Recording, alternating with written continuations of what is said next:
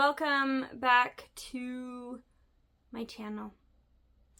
I have a couple of books out that I need to read, but this specifically, I'm going to do a one book reading vlog, which I haven't done in a minute, and this, I'm going to read Riley Sager's most recent, Riley Sager, I think it's Sager, right? Riley Sager's most recent book that came out. I've read every single book he's put out up until this point. So I'm really excited for this one, and I hope I like it. I really, really hope I like it. Fingers crossed. Okay, let's get into it. Hello! Hi. It's pretty late at night. It's like 11. It's almost the middle of the night. What better time for me to start Middle of the Night by Riley Sager. Riley Sager? It's Sager, right? Sager? I'm never sure. Either way, this book has been on my radar since it came out because, as we know, I love Riley Sager, but I haven't read it yet. So this vlog is going to be me reading it. I'm really excited. This one's interesting because I think it's the first time where our sorry, I'm like a little sick. You can maybe hear it. It's the first time our protagonist is a man, which is interesting. And I don't think I told you about it at all when I started this video. Anyway, we're following Ethan Marsh. We share a last name. That's also my last name. And when he was a little kid, he and his best friend went, like, camping in their yard, one of their yards. And when he woke up, like, the tent was slashed and his best friend was missing. And then cut to, 30 years later or whatever, he's back in his childhood home and weird stuff starts happening in the middle of the night. Sounds like a good premise. I'm gonna read the first chapter, let you know what I think, and then we'll see if I read more than that. I'm also watching WandaVision. And I just edited 3 YouTube videos, 2 for this channel, and 1 for my main channel. And I went to a wedding today. And I ran into a K-pop idol. It's been an eventful day. Anyway, let's do some reading. I'm going to read a chapter. I'll let you know what my first impression is. And we'll go from there. First of all, I feel it's important for me to note that it is Riley Sager, and I was right. So I'm not really sure why I was second-guessing myself. Maybe because it's the middle of the night. Anyway,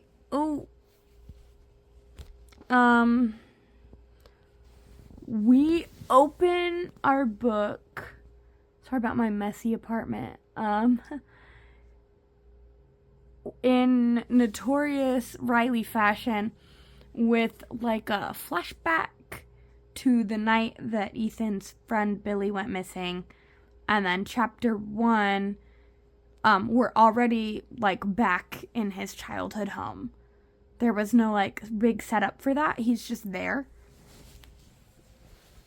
And then he is awake. It's like 2-something in the morning. He wakes up, he goes to the window, and he sees that all of the security lights, the motion sensor security lights in front of all the cul-de-sac garages are going on one by one in the circle, and it freaks him out. Something we know about him right off the bat is that he's very anxious. You can just tell by the way that he talks. He's a little paranoid, deeply anxious. He goes outside, no one's there, and he's like, what the fuck? That's where we're at. I mean, it's interesting so far. I want to keep reading. I also want to shower, though. It's been a long day. Hello. Middle of the Night is interesting. I feel like this one feels slower than the other Riley Sagers I've read. Riley Sager. It's Riley Sager. Why do I keep freaking out about how you say his goddamn name? Anyway,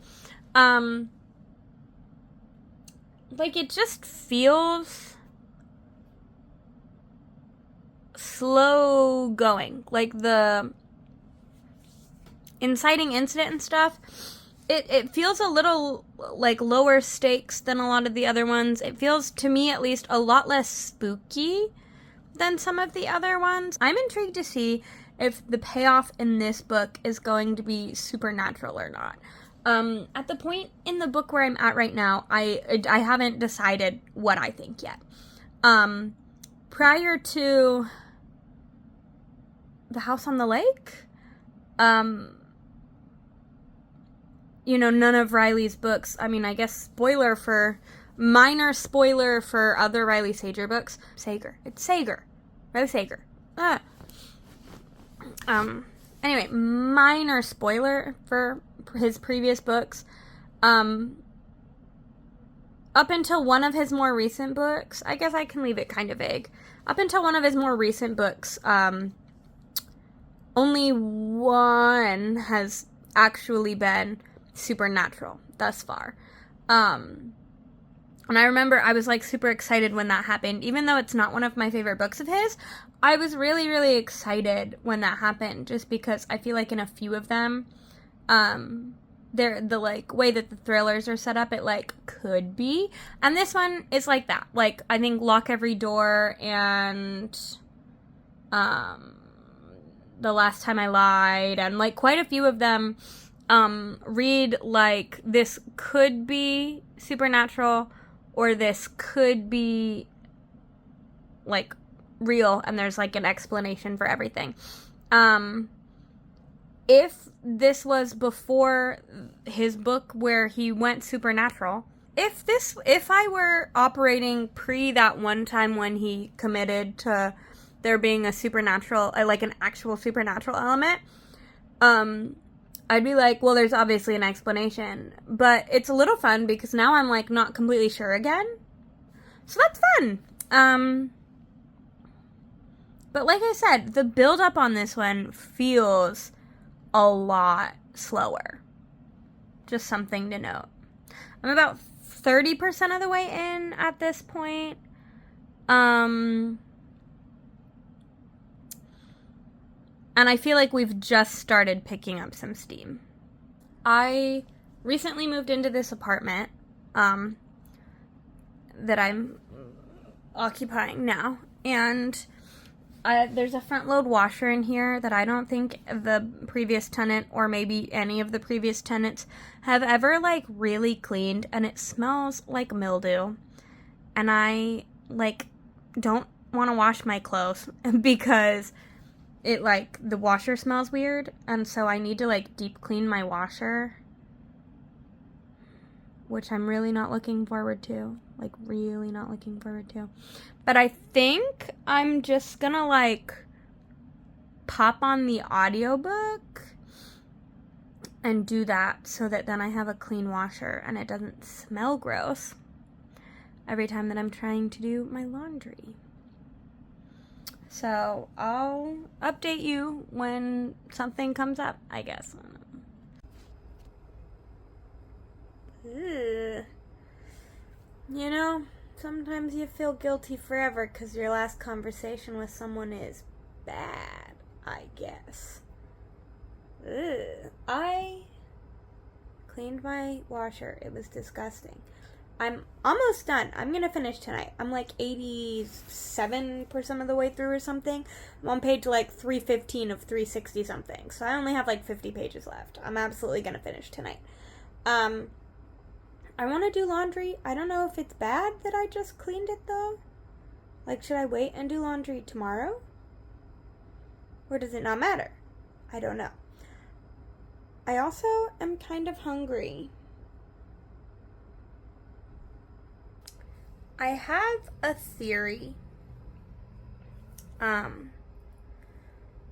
will let you know whether or not I was correct, but I don't want to tell you because I don't want to spoil it. But I do have a theory. My theory might be right. I'm cooking. Okay, give me a minute. Nope, I was wrong. I take it back. Listen, I thought about it for like 0.2 seconds, but couldn't land on a motive.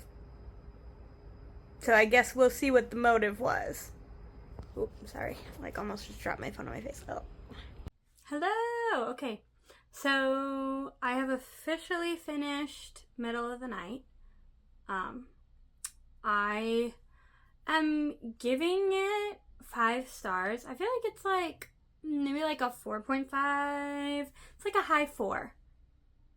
It's like good. I think it's good. This one is fun because I think it really feels like a return to form for his writing. It reminded me a lot of The Last Time I Lied and like Lock Every Door, like that era of his writing, which is his like second and third book respectively. Both in like general plot and also just like the way that it's written. It just feels kind of reminiscent of his old stuff. We've gotten kind of like a detour away from that. Because he's done a lot of different things in his last few releases. And this one kind of feels like going back home, which is fun because those two are two of my favorite of his books. So I thought it was fun to return back to that kind of thing. Much the way that his writing kind of always is, we had the like dual timeline. It's not always a dual timeline, but in all of his books we have 2 like stories being told at once. So in Middle of the Night, I maybe already mentioned this, we have the like before, which is when Ethan was a little boy. When he was a little boy, his best friend went missing one night. They were like camping in his backyard. He woke up in the morning, there was like a cut in the tent, and Billy, his best friend, had disappeared. Like basically without a trace. And the case was never solved. So we have the like before flashes that show us what led up to that night, and then also his memories of like waking up that morning. And then we also have the like current day timeline. And in the current day timeline, he has just moved back home to his like childhood house after his parents have moved down to Florida, and he's like kind of in a rough spot in his life, so he's moving back into his childhood home for a while, and then he moves in and like weird stuff starts happening, and this leads them to kind of trying to like solve Billy's case again. So that was fun. Like the dual timeline, as always, is one of my favorite things about Riley's stories.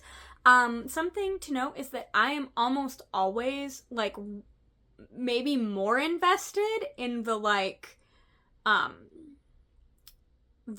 younger, the like story of when they were kids. So in like The Last Time I Lied is the same way. And then some of the other ones are also like before and now. But some of the other ones are not that. Home Before Dark. I was like, not Lock Every Door. And Lock Every Door, it's like a future perspective. That one I don't care for as much. Home Before Dark, I love because it's the main character's father's like ghost novel about their time in the haunted house, and I actually enjoyed that like just as much as I enjoyed the main story, if not more. And I feel that way a lot with Riley's stories, where the like before timeline or the like book that we get interspersed between chapters, I always am like, not always, but I'm usually equally if not more interested in those bits, and they're usually shorter. But this is another one of those where I was like really interested to see the like before timeline. I wanted all of that information. And Riley usually does a pretty good job of like sprinkling in information while you're going through and reading. So, you know, you're looking at the beginning and you're like, okay, this happened before and this happened before, and then as it leads up to like the big reveals, you learn more and more that is like important for the reveal.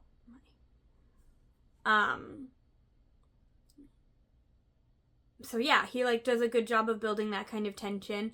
I think one reason that this one isn't like my favorite thing he's ever written, although I did really, really enjoy it, is I think I did like the like answer, the like solving the mystery. I think the answers were good. I think it's hard to, or at least for me, I didn't know.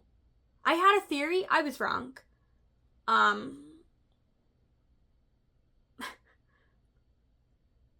Well, I was like kind of right. I was like tangentially right, but not. I was like, what I thought was a reveal, but it was like a different reveal. And I don't want to spoil the book if you haven't read it yet, but there was like a little reveal that was what I thought the like big reveal was gonna be. I don't know. I had a few theories, none of them panned out. The actual answer, I don't think I ever would have gotten there. Some people might have. I didn't put that together, and I don't think I would have because of what it is, which I know is so vague and not helpful. I still think it was well written. I think it's worth the read. I think it's a fun one. I'm looking forward to his next book. I always am. I will continue reading them until I don't like them anymore. Hasn't happened yet. There have been a couple that I don't like as much, but even those ones were like fine. My least favorite of Riley's books, I still like enjoyed enough. But yeah, thanks for hanging out with me. I have some more super fun stuff coming up. Just like a little, if you've made it this far, just like a little sneak preview. I'm filming like reading werewolf books for a day because I read Squad and really have been wanting to read werewolf books. I'm doing a vlog where I read only folk horror. I'm gonna read like 4 folk horror novels. I'm gonna have like an actual book haul vlog and vlog and haul video because there's like an English book fair thing that happens in Seoul once a year, and I'm going this weekend, so lots of fun stuff coming up. You should hit subscribe and stick around if you're interested in that. Thank you for hanging out with me. I will see you soon. Bye!